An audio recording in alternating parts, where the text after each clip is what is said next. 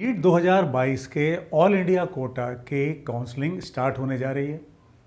State quota की भी first round के बाद, ऑल इंडिया कोटा के बाद स्टेट राउंड भी स्टार्ट हो जाएगी। कई स्टेट्स ऑलरेडी अपना रजिस्ट्रेशन स्टार्ट कर चुके हैं। यानी बच्चों, अब वो टाइम आ रहा है जो आपके पूरे साल की मेहनत को, जिसके लिए आपने पूरे साल मेहनत किया, उसको अब ये जज करने वाला टाइम, उसका अब ये रिज़ल्ट निकलने वाला टाइम आ रहा है। जैसे किसी रेस में होता है ना कि जब दौड़ रहे हैं, अब एकदम नज़दीक आ गया फिनिशिंग पॉइंट, तो अब वो जो एक क्यूरोसिटी है वो भी ज़्यादा होती है। और बच्चों, वो जो लास्ट वाला जो ध्यान होता है, जो अटेम्प्ट होता है एक तरह से, वो भी बड़ा इंपॉर्टेंट होता है। तो बच्चों, अब हम लोगों को काउंसलिंग में किन चीज़ों का ध्यान देना है और किन चीज़ों से बचना है, हम लोग इसकी बात करने चल रहे हैं। ठीक है।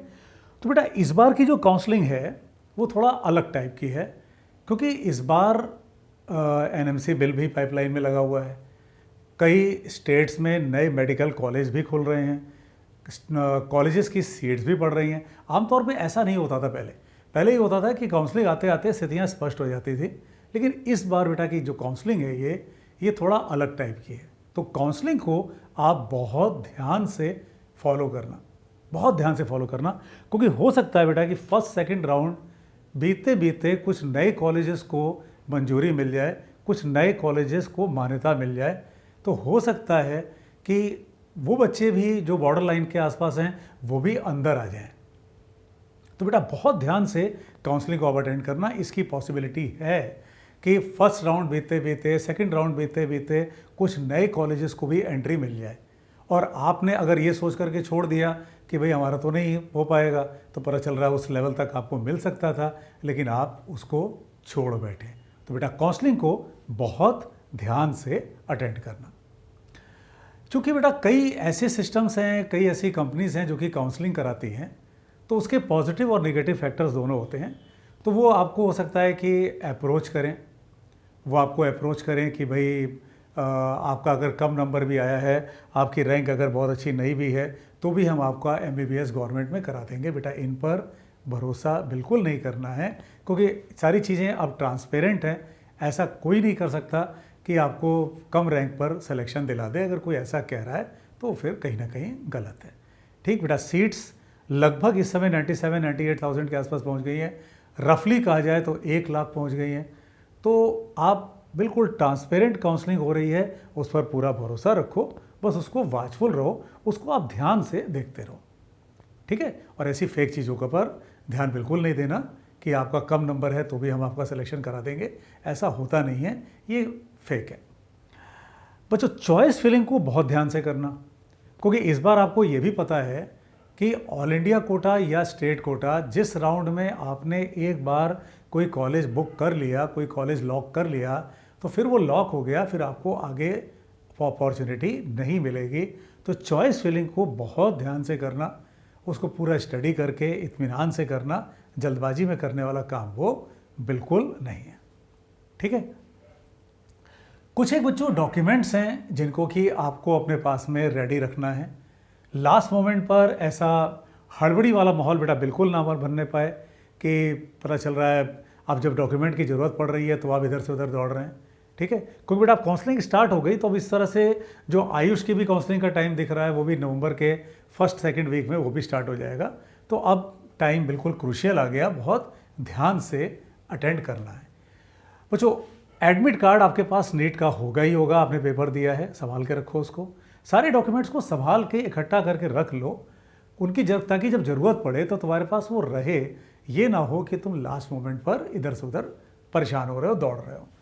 एडमिट कार्ड बेटा आपके पास में नीट का होगा ही, संभाल के रखो। उसका जो रिज़ल्ट जो आया होगा, रिज़ल्ट की कॉपी, वो ध्यान से रखो। 10th की मार्कशीट और 12th की मार्कशीट ओरिजिनल बेटा ये आपके पास होनी चाहिए काउंसलिंग में या एडमिशन के समय। ऐसा नहीं है, इसमें सारे डॉक्यूमेंट ऐसे नहीं है कि आपको तुरंत काउंसलिंग के समय ज़रूरत पड़ेगी, काउंसलिंग के बाद भी ज़रूरत पड़ेगी जब आप कॉलेज में जाते हुए एडमिशन के लिए। तो आप अगर उसको पहले से ही तैयार करके रखो अपने पास तो वो बेस्ट है। 10th और 12th दोनों की बेटा आपके पास ओरिजिनल मार्कशीट होनी चाहिए, ये संभाल के रख लो। पासपोर्ट साइज़ फ़ोटोज़ 30-35 करा के रख लो, वो आपके पास उसको बेटा उसकी ज़रूरत पड़ेगी। अगर प्रेफरेबली आपने जो लगाया होगा नीट के फॉर्म में, अगर वो आपके पास हो तो और अच्छा है, नहीं तो कोई फ़र्क नहीं पड़ता, कोई टेंशन नहीं लेना उसका। आप अपने एक पासपोर्ट साइज़ फ़ोटो खिंचवा के अपने पास रख लो, 30-40 कॉपी रख लो।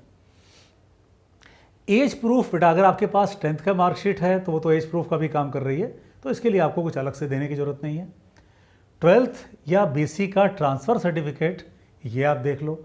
अगर आपने 12th के बाद गैप लिया हुआ है तो 12th के TC की आपको ज़रूरत पड़ेगी, या अगर आप BSc में हैं, BSc कंप्लीट कर चुके हैं तो उसके TC की ज़रूरत पड़ेगी।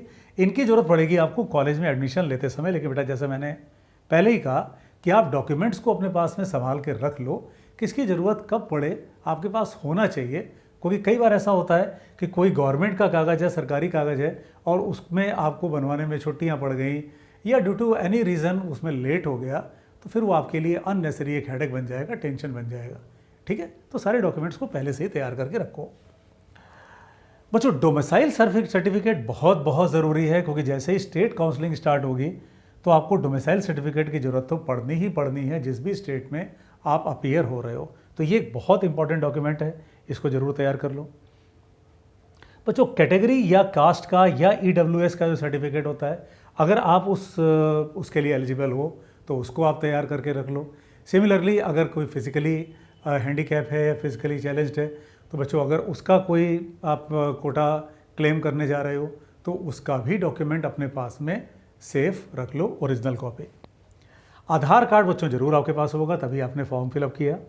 इनकम सर्टिफिकेट गार्जियन का, ये बच्चों आगे काम आता है कॉलेजेस में स्कॉलरशिप्स के लिए, क्योंकि जब आप मेडिकल कॉलेजेस में जाते हो तो वहाँ कई तरह की स्कॉलरशिप्स होती हैं।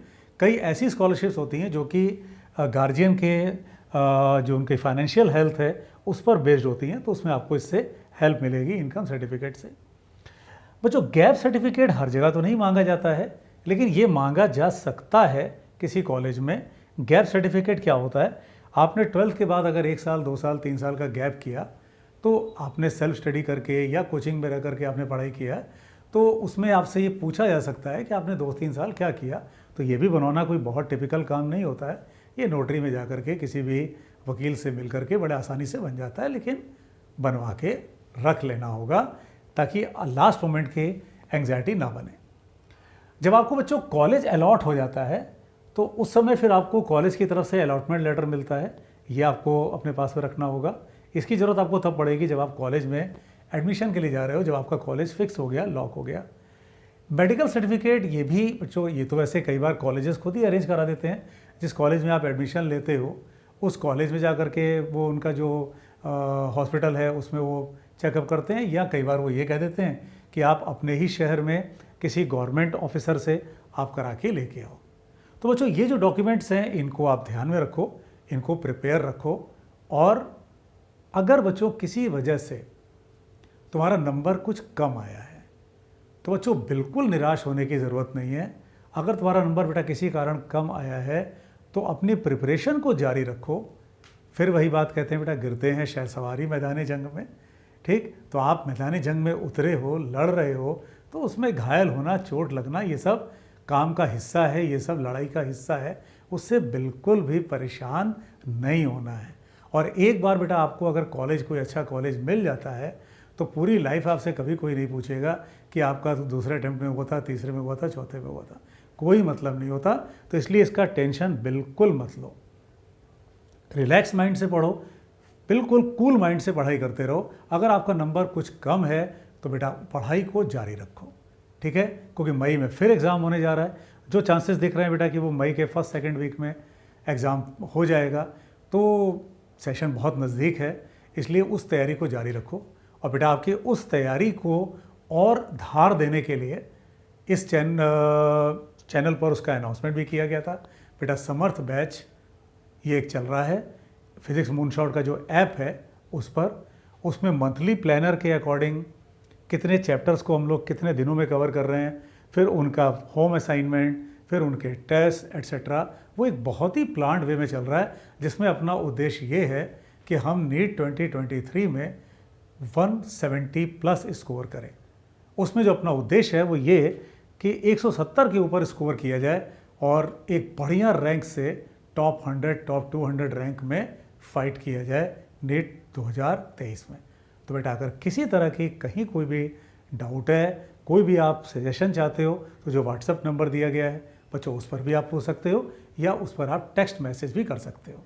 ठीक है, तो फिजिक्स मूनशॉट का गूगल प्ले स्टोर पे ऐप है बच्चों, उसको डाउनलोड कर लो, या उसका लिंक इसमें डायरेक्ट दिया हुआ है डिस्क्रिप्शन बॉक्स में, वहाँ से डाउनलोड करके पढ़ाई स्टार्ट रखो। Wish you all the very very best.